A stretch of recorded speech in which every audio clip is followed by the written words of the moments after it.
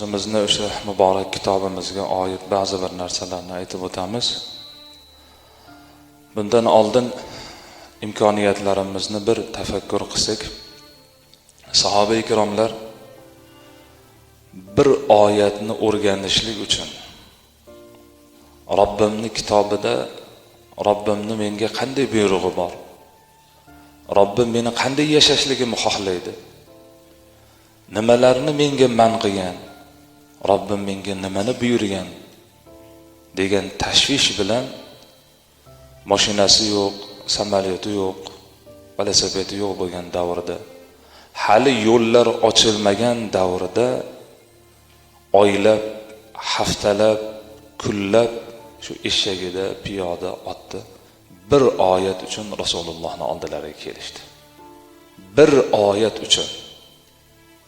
Rasulullohning davrlaridan keyin ham Madina Munawvaraga Allohning kitobini o'rganishlik uchun va shu oyatlarga muvofiq yashashlikni dardida insonlar Alloh aytgandek yashashlikni dardida Allohni rozi qilishlik maqsadida kitoblarini o'rganishlik uchun, bu kitob qanday kitob ekanligini bilishlik uchun Madina Munawvaraga, Makka Mukarramaga piyodalab markablarda kelishdi. Ulardan biz imkoniyatimiz yaxshi hozir. Kamida 2 ta Qur'on bor uyimizda. Eng kamida. Agar ularda shunaqa imkoniyat bo'lganda, ular yer yuzida yashamasa, yer yuzida yashamagan bo'lardi u zotlar. Ulardan imkoniyatimiz yaxshi, lekin muammomiz Qur'ondan ham katta kitobga sig'adi. Nimaga? Shu kitobimizdan bexabarimizdan. Lekin ularda bizdagi imkoniyat bo'lmagan. Lekin muammolari bo'lmagan shu zotlarda. Sahoba ikromlardan keyingi davrda yashagan Umar ibn Abdul Aziz degan zotni eshitganmiz, hammamiz bilamiz. Bu zotni butun ulamolarimiz xulafoi roshidinlar, ya'ni Rasulullohning xos sahobalardan keyingi o'rinda turadigan zotlarning qatoriga sanaganlar. 2 yil va 7 oy boshliq bo'lgan bo'lsalar, rahbar bo'lgan bo'lsalar, meroslarida faqat shu 2 dona ko'ylaklari shu davrning ichida xalqlarini o'zlari rahbar bo'lgan joylarni shunday obod qildilar. Birorta bir kambag'al qolmadi islom diyorida. Kambag'al qolmadi, zakot oladigan odam qolmadi. Hamma boyib ketdi. Shu kitobini yaxshi bilganligi uchun. Sahobalarga ergashib, sahobalarga o'xshab rahbar bo'lishni xohlaganligi uchun dardi shunaqa edi u odam. Mana shu odam dunyodan o'tib turgan vaqtda u kishining do'stlari, yaqinlari shuncha yil rahbar bo'ldingiz, shuncha xalq sizni qo'lingizda bo'ldi-yu, o'zingizdan keyingi farzandlarga hech narsa qoldirmayapsiz deganlarida aytgan ekanlar Umar ibn Abdul Aziz. O'zimdan keyingi farzandlarim, tarbiya qilgan farzandlarim agar taqvolik bo'lsa, taqvosi bo'lsa, Xudodan qo'rqsa, va man yattaqillaha yaj'al lahu makhraja. Allohning va'dasiga ishonaman. Kim taqvo qilsa muammosidan chiqadigan yo'lni Alloh men ko'rsataman degan Qur'onda. Agar bolalarim taqvoli bo'lsa, bo'ldi, mana shu oyat kifoya qiladi. Bolalarimga shu oyatni qoldirib ketyapman. Agar men dunyo to'plasam, o'zimdan keyin bir narsa qoldiradigan bo'lsam, agar bular Xudodan qo'rqmaydigan bo'lsa-chi, nima qilaman yana? Allohning huzuriga o'tganimdan keyin, o'sha yolg'iz qoladigan qabrga borganimdan keyin yana arqamdan ma'siyatni yuborishlikni nima qilaman? Men qoldirgan farzandlarim agar Xudodan qo'rqmaydigan bo'lsa, yana bu dunyoda gunohning eshigini ochib ketaman. Agar Xudodan qo'rqadigan bo'lsa, "Va man yattaqillaha yaj'al lahu makhraja." Hech bular haqida tashvishim yo'q. Alloh bularga chiqadigan har qanday muammosidan chiqadigan yo'lni ko'rsatadi. Chunki Alloh va'da bergan deganlarida shu oxirgi damda ham bizni orqada qoldirdingiz deb hammalari Umar ibn Abdul Azizning haqlariga duo qilgan ekanlar. Shu odamning shu holati qayerdan kelyapti? Kitobiga ishonganligidan kelyapti. Alloh haq subhanahu va taolo qanchalik buyuk haq zot bo'lsa, kitobini hurmati ham, buyukligi ham xuddi shunday muhtaram jamoat. Uni so'zi ham xuddi shunday bo'ladi. O'zi haq bo'lgan zotning kitobi haq bo'ladi. Uni hurmati ham, ya'ni Alloh haq subhanahu va taoloning hurmati bilan teng bo'ladi. Biz hazlakam kitobni tinglaganimiz yo'q. Mana shu joyga tarovihda namozga Qur'onni tinglagani kelyapmizmi? Baxt, saodat mana shuni o'zi kifoya qiladi bizga mana shu. Alloh o'zini so'zini tinglaydigani qilib qo'ydi bizni muhtaram jamoat. Qo'limizdan kelmasida agar bizni masjidi yo'q joylarda dunyoga keltirib qo'yganida.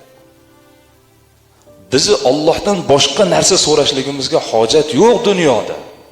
Haq bo'lgan kalomni xo'p tushunmasak ham eshitadigan qilib qo'yganligini o'zi baxt saodat o'laroq bizga kifoya qiladi. Alloh saqlasin, xudosiz bo'lgan diyorlarda dunyoga kelganimizda nima qilardingiz? Nima qilardik biz? Qo'limizdan hech narsa, hozir qo'limizdan hech narsa kelmayaptimi? O'shanda ham hech narsa kelmas edi. O'zimizga ko'rsatilgan, ya'ni yo'lni shu haq ekan deb yuraverardik biz. Mana misol hayvonlarga sig'inib turgan, butlarga sig'inib turganlar hozir ham bor misol. Mana Tailandga borib kelganlar aytadi, eshigin deydi, hammasini buti bor deydi. O'zi qo'li bilan yasab olgan. Shuni biz dinimizni qanday haq deb bilsak, ular ham shuni haq deb biladi. Agar noto'g'ri deb bilganda shu ishni qilmas edilar.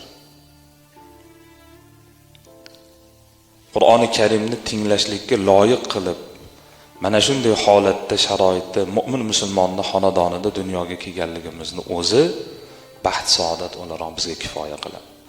Endi Qur'onni tinglayapman, o'qiyapman, yo Robbi so'raganimni bermayapsan. Biz evaziga Allohga qulchilik qilmaymiz. Hop Qur'onni eshitib turgan bo'lsak, tinglab turgan bo'lsak, ba'zi bir so'rovlarimizni Alloh bermay turgan bo'lsa, dunyo u siz bilan meni amalimga javob qiladigan joy emas. Javob va jazo kuni u qiyomat kuni. O'sha kunda olasiz mukofot. Dunyoda olmaymiz.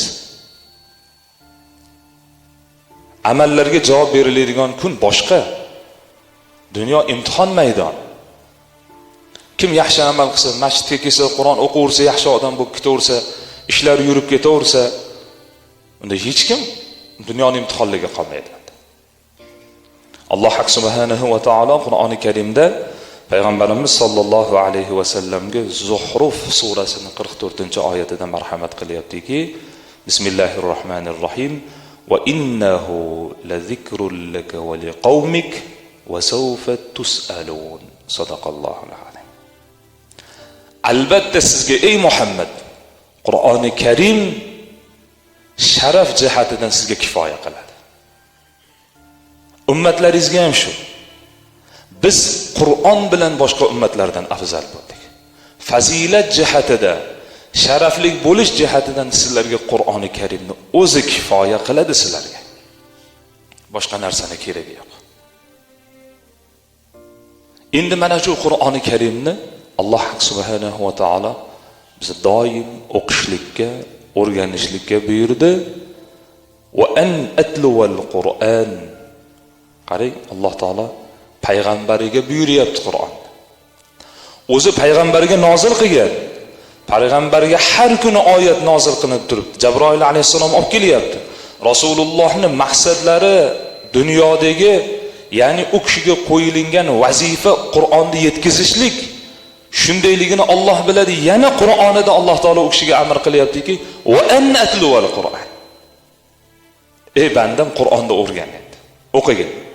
Qur'onni tilovat qilgin deb Rasulullohga yana qayta Alloh oyatdan yana u kishiga Qur'onni o'rganishlikka buyuryapti. Bizga endi erta kunda bo'ladi endi bu narsa. فَمَنِ اهْتَدَى فَإِنَّمَا يَهْتَدِي لِنَفْسِهِ وَمَنْ ضَلَّ فَقُلْ إِنَّمَا أَنَا مِنَ الْمُنْذِرِينَ. Kim endi hidoyat topsa, ya'ni hidoyat topsa degani Qur'onga ergashsa, kim Qur'onga ergashsa, Qur'onda halolini halol desa, haromini harom desa, faqat o'zi uchun bo'ladi foydasi. Foydasi nima bo'ladi? Rasulullohga ergashgan bo'ladi. Buni foydasi u bandani o'zi uchun bo'ladi. Wa man dhalla faqul innama ana minal munzirin. Kim endi bu zalolatga ketadigan bo'lsa, Qur'onga ergashmasa, oyatlarini o'rganib, eshitib, masjidda o'zida qolaversa, suhbat qilingan joyda Qur'oni Karim qolaversa, uni hayotiga, uyiga ta'sir qilmasa, yashashiga ta'sir qilmasa, ziyoni faqat o'ziga bo'ladi. Sen faqat ogoh qiluvchisan, xolos deb Alloh haq subhanahu va taolo payg'ambar alayhisalomga xitob qilyapti. Demak, kim ergashsa, faqat foydasi o'ziga bo'ladi. Kim zalolatga, ya'ni bundan yuzi o'girsa, buni ziyoni ham o'ziga. Qur'ondan yuzi o'girganlarning ziyoni o'ziga bo'ladi. Endi bir odam 50 yil yoki 70 yil, xo'p 90 yil yashasa, 90 yil yashagan bo'lsa, endi o'zgararmi kimmi? Muhtaram jamoat, sahobalar, ularning haqqida yomon gap gapirishga bizga haqqimiz yo'q, hech qaysi insonda. Lekin Qur'on kemasidan oldingi holat o'sha arab diyorlarida, yer yuzida, o'sha Qur'oni Karim kelishligi bilan Rasulullohga ergashib taqvo egasi bo'lgan zotlarning oldingi hayotida insoniylikdan asar ham yo'q edi. Inson degan sifatdan asar yo'q. Faqat ularning ishlari aqlga ham to'g'ri kelmas, dinni qo'ying. Aqlga to'g'ri kelmas ularning ishlari. O'zini otasidan qolgan ayolga benikoh, bemalol ular bu otamning merosi deb. Bitta oddiygina bir ish. Qizni tiriklik ko'mish deding, farzandni tiriklik ko'mish deding. Shuni qabul qilganlar. Mana shu zotlarni Qur'on nima qildi? Siz bilan men ota-onam musulmon. Ota-onamiz faqat biz qalban xohlasak bo'ldi bu Qur'oni Karimga. Qalban Allohning haq kitobiga bir suyansak, ishonsak, ergashsak bo'ldi. Sahobalar qalban ishondi. Allohu la ilaha illa huval hayyul qayyum. Yakkayu yagona bo'lgan zot, hamma narsani beruvchi o'sha zot, oluvchi ham o'sha zot. Mana shunga aniq ishondilar. Agar bu zot xohlamasa hech narsa bo'lmasligi, bandani boshiga hech narsa kelmasligi, hech kim Allohning iznisiz birovga ziyon yetkaza olmasligini aniq mana shu oyatga muvofiq ishondi ular. O'shaning uchun hayotlari o'zgarib ketib qoldi.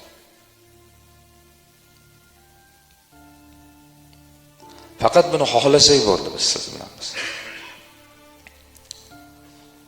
Qayerda yashaylik, qanday holatda yashaylik, dunyoning u chekkasidanmi, bu chekkasidanmi, lekin alhamdulillah hammamizning uyimizda mana Shayx Muhammad Sodiq Muhammad Yusufning tafsirlari ham bor, Qur'oni Karim ham bor. Faqat xohlashlik xolos bizdan. Mana shu yerda o'tirganlar, mana Allohning baytiga kelib turgan 5 mahal namoz o'qib turganlar. Nima uchun ko'chaga chiqqanimizda shu aroq sotib turgan odamni, ichib olgan odamni ko'rganingizda nima uchun jirkanasiz? Chunki Allohning uyiga kelib, mana shu joyda u narsani zararlarini, gunoh ekanligini bilib qalbimizda bir tuyg'u paydo bo'lganda, qachon shu narsani ko'rsak jirkanamiz.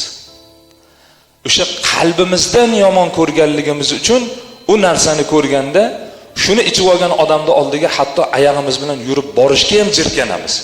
Demak, qalbda shu narsani yomon ko'ramizda. Qur'onni ham qalban xohlashligimiz kerak. Ergashishlik.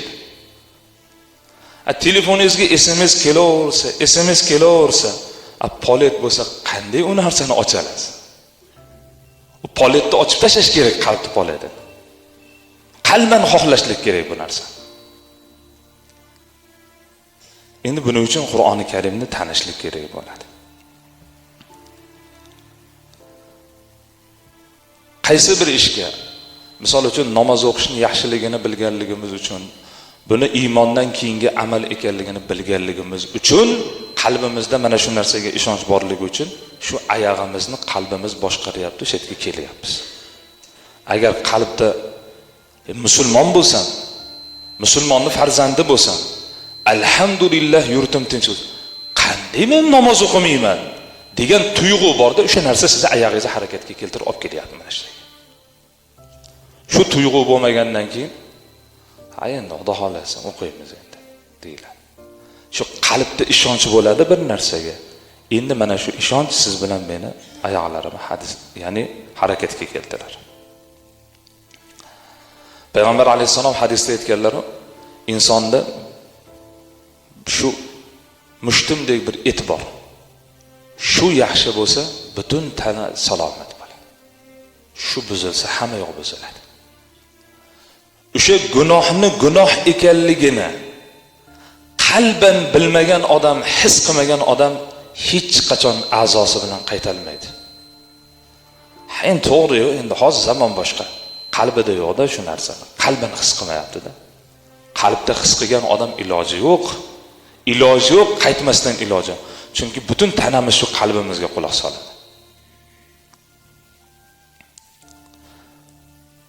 Mana shu Qur'oni Karim islomning eng katta dushmani, tish tirnog'igacha bor yo'g'i bilan qarshi bo'lgan Abu Jahlning o'g'li Ikrimani o'zgartirib yubordi. Siz bilan meni nimaga o'zgartirmaydi? Ikrima radhiyallohu anhu ni sahobiy qildi. Bo'lib ham shu 2 yildan ziyod umr ko'rdilar sahoba bo'lganlaridan keyin. Butun borini islomga tikdi. Bor vujudi bilan Qur'oni Karimga taslim bo'ldi. Biz ham shuni xohlasak bo'ldi, boshqa hech narsa kerak emas.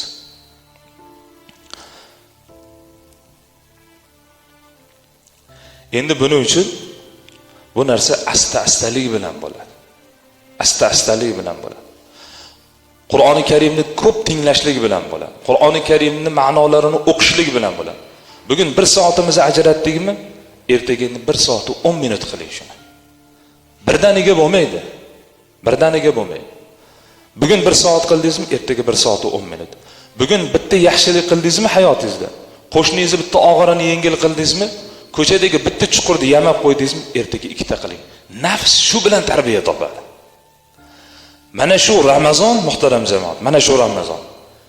Xohlaymizmi, xohlamaymizmi, biz hayotimizni belgilaydi. Mana shu Ramazonda Qur'oni Karimni o'qishlikni, o'rganishlikni o'zingizga dastur qilib olmadingizmi? Keyingi Ramazonda bu ishni qilolmaysiz, ovora bo'lmang. Mana yosh kattalarimiz o'tiribdi. So'raylik shulardan. Yanayli qilaman, keyin qilaman. Siz yanayli qilaman deyapsiz, kuchdan qolyapsiz. Yanagili bitta tashvishingiz 2 ta bo'ladi. Bolangiz 1 yoshga ulg'ayadi. Tashvishingiz ko'payadi. Bugun qilinmagan narsangizni ertaga qila olmaysiz. Sizda bunaqangi kuch-quvvat yo'q. Hozirdan, bugundan, mana shu yilgi Ramazondan boshlashligimiz kerak. Har kuni 1 soat vaqtimni Qur'oni Karimning shu mayda suralarning tafsirlarini o'qishlikka ajrataman. 5 minutdan qo'shing. Mana shunda o'zgarasiz. Hech kim birdaniga bo'lmaydi. Qur'oni Karim bekoriga 23 yilda nozil qilinmadi. 23 yilda sahobalar tarbiyalandi. Asta-astalik bilan bo'ladi.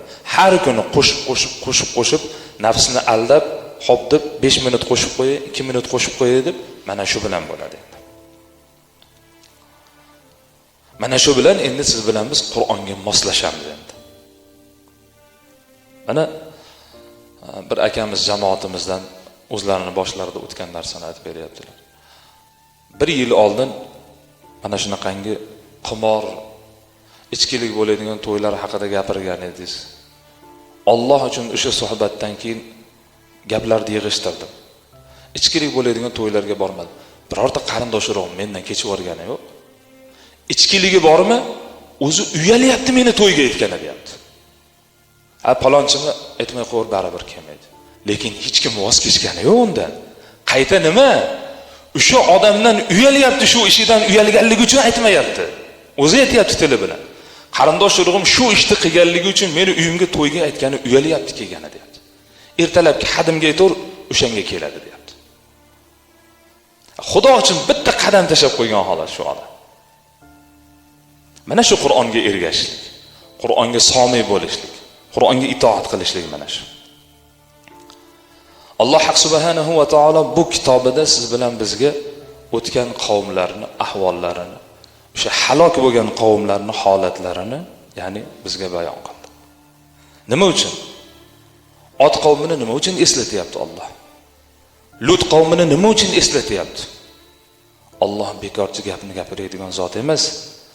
Afalam yahdilahum kam ahlakna qablahum min al-quruni yamshuna fi masakinihim.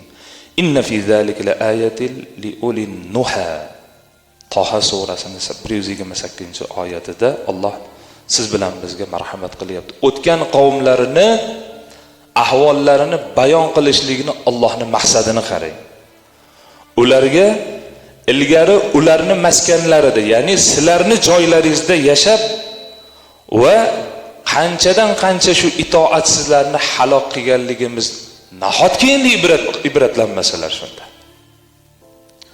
Sizlarga o'xshagan yashab o'tgan insonlar, sizlar yashab turgan joyda yashagan, itoatsizlik qilgan, gunohlarida davom etgan, payg'ambarlarga ergashmagan, Allohga ergashmagan bandalarni, kitobga ergashmagan bandalarni qanchasini halok qilganligimiz nahotki shu narsani eslab hidoyatga kelmasalar, nahotki o'rnaga olmasalar, ibratlanmasalar, nahotki ibratlanmasalar, ibrat olishligimiz uchun Alloh.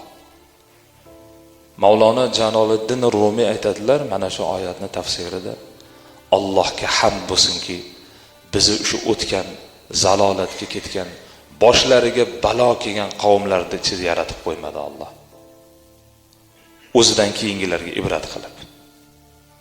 Biz qanday baxtlimiz, qarang, payg'ambar alayhisolamga ummat qilib, halok bo'lgan qavmlarning qilmishlaridan o'zi ogoh qilyapti. Ey bandam, mana bu yo'lga ketmagin, bu yo'lning oxiri mana bu. Shu yo'ldan yurganlar mana shu ahvolga keldi. Oddiy misol hayotimizda mashinangiz buzilib qolsa yoki bir uyingizni ko'tarib turgan bo'lsangiz, palonchini g'ishidan olmang, shu kishini g'ishidan oldim, adashdim, sho'r bosib ketdi desa, olasizmi? Olmaysiz. Mashinangizga mana bu zapchasini qo'ymang, shuni qo'yganimdan keyin mashinam boshqacha bo'lib qoldi, bu tushmas ekan desa, shuni gapiga kiradimi inson?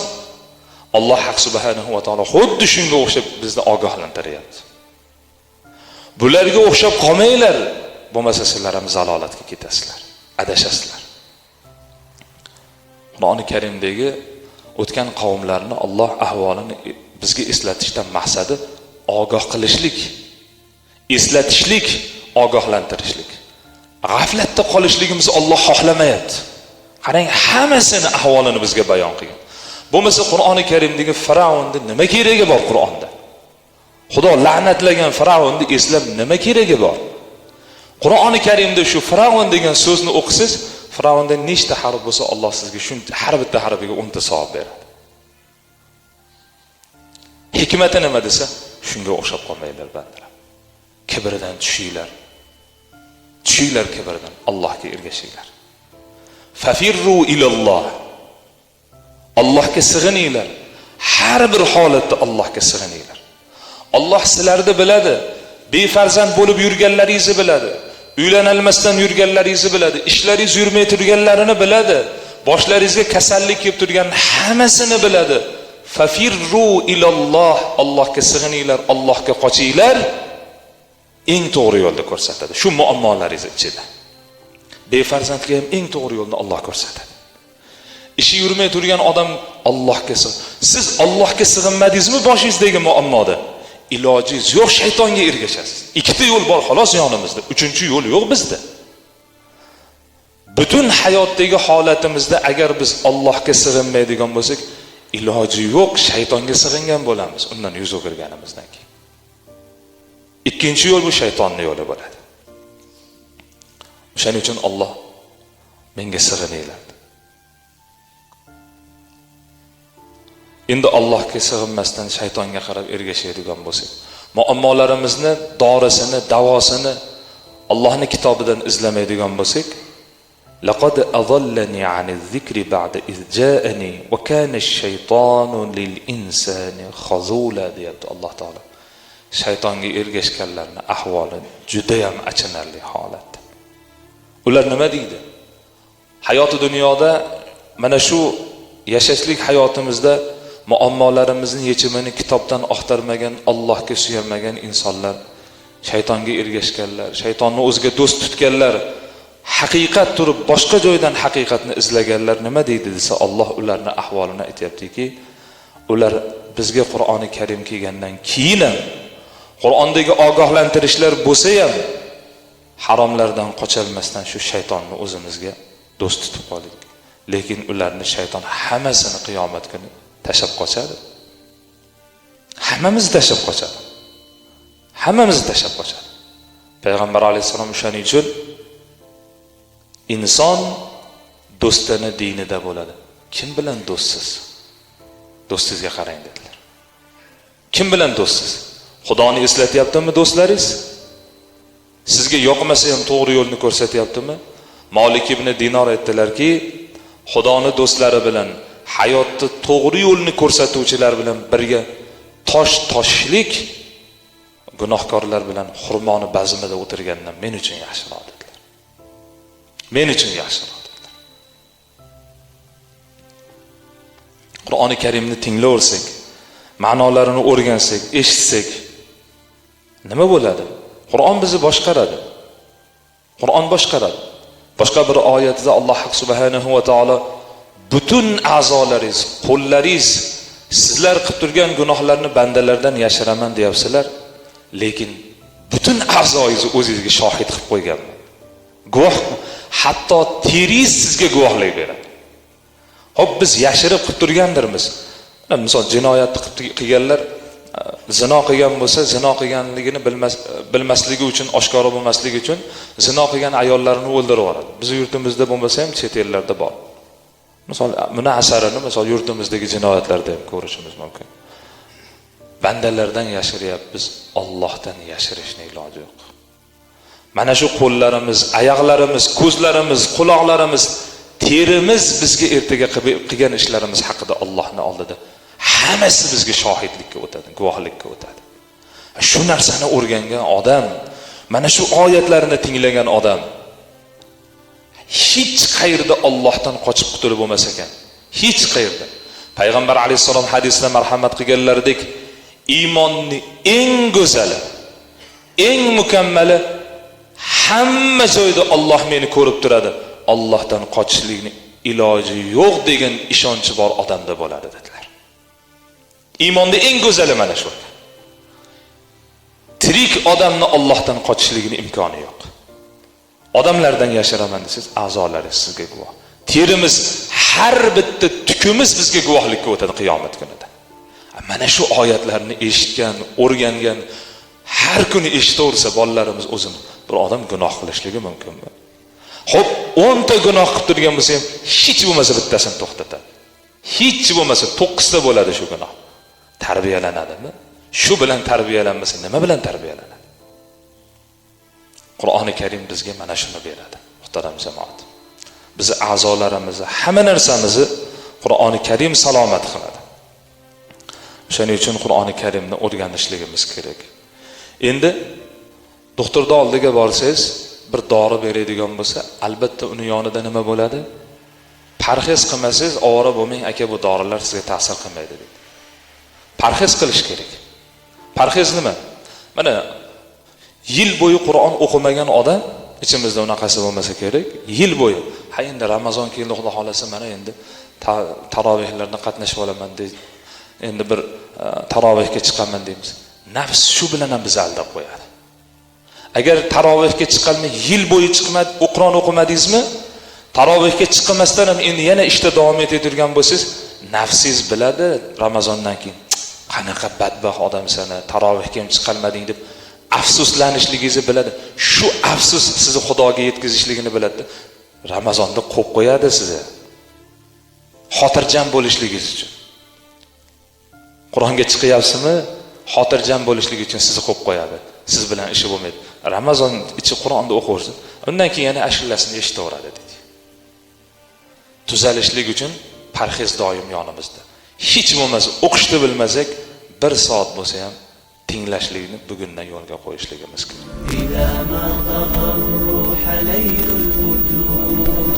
إذا ما اعترى القلب ظلم الهموم